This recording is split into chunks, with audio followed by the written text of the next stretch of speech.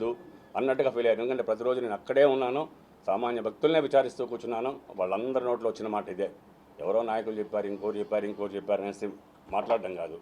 మీరు విచారించుకోండి, సామాన్య భక్తులను అడగండి దర్శనం ఎలా జరిగింది. మనకు కావాల్సింది అదే చేయడం జరిగింది. దీని మీద మీరేమన్నా అడగాలనుకుంటే చెప్పడానికి నేను సిద్ధంగా ఉన్నా.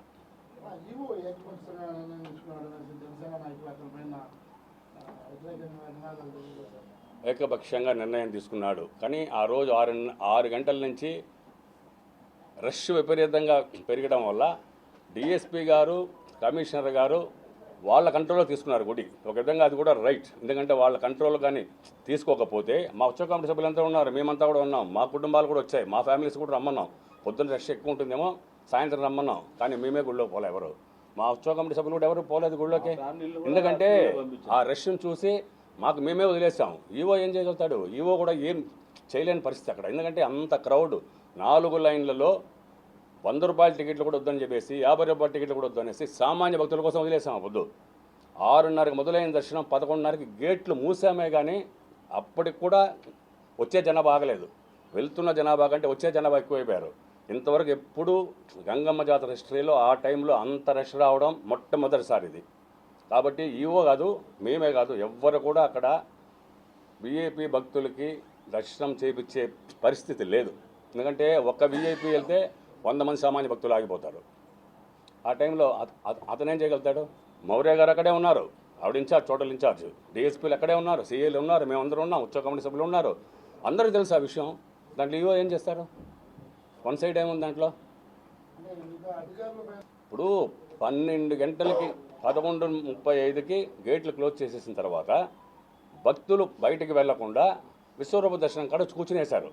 అక్కడ మొత్తం ఫుల్ అయిపోయింది. విశ్వరూప దర్శనం జరిగే టైంలో అక్కడ కానీ రష్ ఎక్కువైతే గొడవలు జరుగుతాయి, ప్రతిసారి గొడవలు జరుగుతాయి. ఈసారి అలా గొడవలు జరగకుండా అక్కడ మొత్తం ఫుల్ అయిపోయిన తర్వాత పోలీసులు లాక్ చేసేసారు. పోలీసు కంట్రోల్లో పెట్టుకున్నారు, దాన్ని లాక్ చేశారు.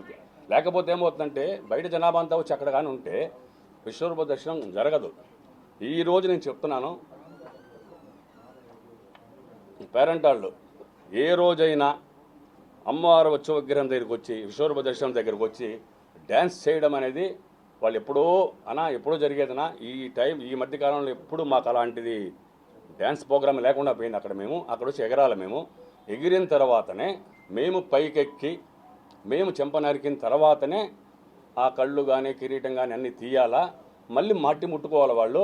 కానీ మేము ఎక్కక ముందే వాళ్ళు అన్నీ తీసేస్తున్నారు, అన్నీ పెరికేస్తున్నారు, మాకు న్యాయం చేయండి అనేసి వాళ్ళు చెప్తే, ఈసారి దగ్గరుండి పోలీసులను పెట్టుకొని, మా ఉత్సవ కమిటీ సభ్యులను అందరినీ పెట్టుకొని, విఐపీలను పెట్టుకొని, వాళ్ళందరినీ, వాళ్ళ కుటుంబాలు 100 ఫ్యామిలీస్ వచ్చారు, వాళ్ళందరినీ లోపలికి తీసుకోవడం జరిగింది. అతను అక్కడికి వచ్చి డ్యాన్స్ చేసిన తర్వాత అతను పైకెక్కి అతను చేయి పెట్టిన తర్వాతనే విశ్వరూప దర్శనం స్టార్ట్ అయింది. ఇది మీరు అబ్జర్వ్ చేశారో లేదో, నేను అక్కడే ఉన్నాను, మీరు చెప్పండి దాని మీద. అదే జరిగింది అక్కడ. ఆయన చేసిన తర్వాత క్రౌడ్ వచ్చి పడిపోయారు. ఆ టైంలో బయట ఉన్న వాళ్ళు వీఐపీలను వదిలితే జనసేన వాళ్ళు కొంతమంది స్లోగన్స్ ఇచ్చారు, తప్పే, వాళ్ళని కూడా ఆపడం. ఎందుకంటే వాళ్ళు కొంచెం ముందు వచ్చి ఉంటే లోపలికి వచ్చేసినవచ్చు. ఆ టైం రష్ పెరిగిపోయింది, లోపల నిలబడ్డానికి కూడా స్థలం లేకుండా ఉంది. వాళ్ళని లోపల వదలడానికి ఈవో చెప్పినా వదిలేట్లేరు, మేము చెప్పినా వదిలేట్లేరు. అక్కడ అట్లా ఉంది, పోలీస్ ప్రాబ్లం వాళ్ళకు ఉంటుంది. ఎందుకంటే ఈ మధ్యలో కొన్ని పహల్గామ్ జరిగింది కాబట్టి పహల్గామ్ని దృష్టిలో పెట్టుకొని ఈసారి పోలీస్ ఇంటెలిజెన్స్ రిపోర్ట్ మాకుంది, చాలా జాగ్రత్తగా ఉండాలా. ప్రతి ఒక్క దాంట్లో విషయంలో మౌర్య గారు కూడా ప్రతి ఒక్క విషయంలో ఇంతవరకు ఎప్పుడు లేదు, ఏది చేసినా కూడా ప్రతి ఒక్కటి సర్టిఫై చేసుకుంటున్నారు. ఆమె అది బాగుందా లేదా పూర్తిగా సర్టిఫై అయిన తర్వాతనే వదలడం.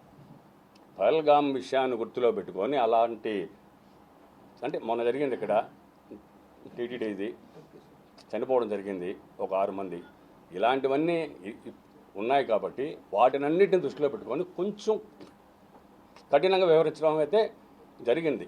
దాన్ని మనం అర్థం చేసుకోవాలా. మన గుడి, మనం ఇక్కడ లోకల్స్, మన ఇక్కడ పుట్టి పెరిగిన వాళ్ళం, మన గుడి కింద చూసుకొని మన భక్తుల సౌకర్యార్థం అర్థం చేసుకొని పోవాలి. కానీ అలా మాట్లాడడం ఒక విధంగా తప్పు. ఒకవేళ వాళ్ళకి ఏమన్నా బాధ కలుగుంటే క్షమించండి.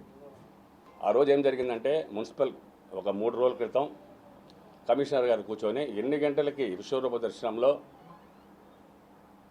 చెంపను అరుగుతారు అంటే 5:30, 6, 6:30 అయిన రోజులు కూడా ఉన్నాయి. అలా కాకుండా ఈసారి సూర్యోదయానికి ముందరే 5 గంటలకంతా చెంపను అరిగే కార్యక్రమం చెయ్యాలని అన్న తర్వాత ఆ విగ్రహం చేసే ఆచార్యులందరినీ కూడా రమ్మని చెప్పి సాంబ అదే పేరెంట్ వాళ్ళ అతను కూడా నేనే పిలిచి మాట్లాడాను. వాళ్ళు ఒకే అమ్మవారి విగ్రహం చేసేవాళ్ళు మేము 4 గంటల విగ్రహం ఇస్తాం అని చెప్పడం. నేను సాంబాతో మీరు 5:30, 6 అయితే లేట్ అవుతుంది, 5 గంటల మీరు రావాలని నేనే చెప్పాను సాంబాతో. అతను ఒప్పుకున్నాడు, వస్తానన్నాడు. కానీ కొన్ని అనివార్య కారణాల ఆ రోజు 13వ రోజు రాత్రి ఏమైందంటే 6 గంటల నుంచి జనాభా విపరీతంగా పెరిగిపోయారు.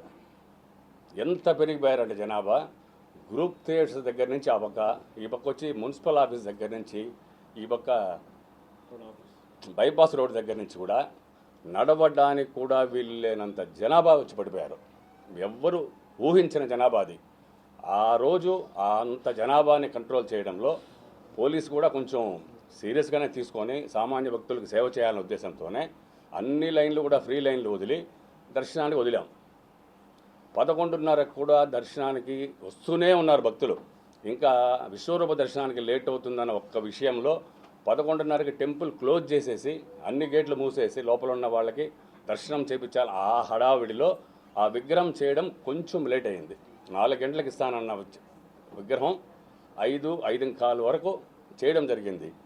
నా మాట మీద సాంబా అక్కడికి వచ్చేసాడు 5 గంటల. కానీ పేరెంట్ వాళ్ళు వచ్చేటప్పటికి విగ్రహం రెడీగా ఉండాలి. అతను రావడం, అక్కడ డ్యాన్స్ చేసి వెంటనే వెళ్ళి చెంపని అరిగే కార్యక్రమం చెయ్యాలి. కాబట్టి అక్కడ ఆపడం ఒక విధంగా తప్పే, నేను ఒప్పుకుంటున్నా ఆ విషయంలో. కాబట్టి మనస్ఫూర్తిగా చెప్తున్నాను, నేను మా ఉత్సవ కమిటీ సభ్యులు అక్కడ ఉన్న ప్రతి ఒక్కరి తరపున పేరెంట్ వాళ్ళ కుటుంబ సభ్యులకైతేనేమి వాళ్ళ వంశస్థులకైతేనేమి మనస్ఫూర్తిగా క్షమాపణలు చెప్తున్నాను. ఇంకొకసారి ఇటువంటివి జరగకుండా చూసుకుంటాం అని చెప్పడం కోసమే ఇది నేను ఇప్పుడు వచ్చి చెప్తున్నాను ఈ విషయం. దీంతో మర్యాద చేసి పంపిస్తాం, అంతేగాని గుడి డబ్బు ₹1 కూడా వాడటానికి లేదు అని 100% డిక్లేర్ చేసి వదిలేసాం. ఎమ్మెల్యే గారింటి కాడి నుంచి కూడా తెచ్చుకోమన్నాం. మున్సిపాలిటీ స్టాఫ్ తెచ్చుకుంటున్నారు, టీటీ స్టాఫ్ తెచ్చుకుంటున్నారు, అందరూ తెచ్చుకుంటున్నారు. ఎవరు తెచ్చుకున్నా మాకు అభ్యంతరం లేదు. కానీ గుడి డబ్బు మాత్రం ప్రొవైడ్ చేయడానికి లేదు. ఏదో పేపర్లు చదివి అదొకటి. మన జగన్ గారు ముఖ్యమంత్రిగా 10 లక్షల కోట్లు అబ్బడేసిపోయాడు ఈ రాష్ట్రానికి. మన ఎక్స్ఎమ్మెల్యే గారు కూడా అట్లా అనుకున్నారేమో నాకు తెలీదు. 4.5 కోటి గంగమ్మ గుడి మీద అప్పు పెట్టేసిపోయాడు ఆయన. ఈ రోజు కూడా 4.5 కోటి అప్పు ఉంది. అంటే ఆయన అంత పెట్టినప్పుడు నేను అంత పెట్టాలనుకుని పెట్టాడో లేదు తెలీదు. 15 కోట్లు ఫిక్స్డ్ ఉన్న గుడి 2019లో ఈరోజు 4.5 కోటి అప్పు ఉంది కాంట్రాక్టర్ని వచ్చి వర్క్ చేయమంటే 4.5 కోటి నాకు అప్పు ఉంది, ఇంకా గుడి అది ఇస్తేనే నేను చేస్తాను అంటున్నాడు. ఆ లెక్కలన్నీ కానీ మీరు ఎంక్వైరీ చేసుకుంటే మీకు అర్థమవుతుంది. చాలా బాగా చేశాడంటే ఊళ్ళో డబ్బుతో చేయమంటే ఏమైనా చేయొచ్చు, మేము కూడా చేస్తాం. ఈసారి అలా మేము చేయదలుచుకోలేదు. ఉన్న డబ్బులతోనే టీటీడీకి ఇచ్చింది, మున్సిపాలిటీ ఇచ్చింది, భక్తులు ఇచ్చారు. గుడికి ఫండింగ్ లేకపోయినా కూడా టికెట్లు 200, 300 పెడితే డబ్బు వస్తుంది, బాగానే వస్తుంది. 1.5 కోటి 2 కోట్ల పైనే వస్తుంది డబ్బు. అది కూడా మేము వద్దనుకొని ఈవో గారికి చెప్పి గుడికి డబ్బు ఇంకో విధంగా వస్తుందిలే అని చెప్పి సామాన్య భక్తుల కోసమనే టికెట్లు కూడా ఆపేసి రష్ పెరిగినప్పుడు ఫ్రీగా వదిలాం. అన్ని లైన్లు ఫ్రీ లైన్లు వదిలాం. మొట్టమొదటిసారి జరిగింది అది. ఇంతకంటే ఇంకేం జరగాలి బాగా? ఇప్పుడు కొంతమందికి జనసేన నాయకులు లోపలికి రానివ్వలేదు అంటే అది ఆ టైమింగ్ రష్లో అట్లా జరగకుండా వచ్చాయి, అంతేగాని దానికి ఎవరిని బాధ్యులు చేయడం తప్పు. మేమంతా కూడా ముందుకెళ్ళి కూర్చున్నాం. మేము కూడా రావచ్చు, 4:30 రావచ్చు. 4:30 కంటే మేము 1:30 గంట 2 గంటలు లోపలికి వచ్చాల్సిన అవసరం లేదు కదా. ఎందుకంటే ఆ టైంకి ఎలా ఉంటుందో లోపలికి పోవడానికి ఇబ్బంది అవుతుంది. ఎందుకంటే నాతో పాటు వస్తారు ఒక 5-6 మంది. నేను ఒకటి వెళ్ళి వాళ్ళని ఆపేసి వెళ్తే బాగుంటుందని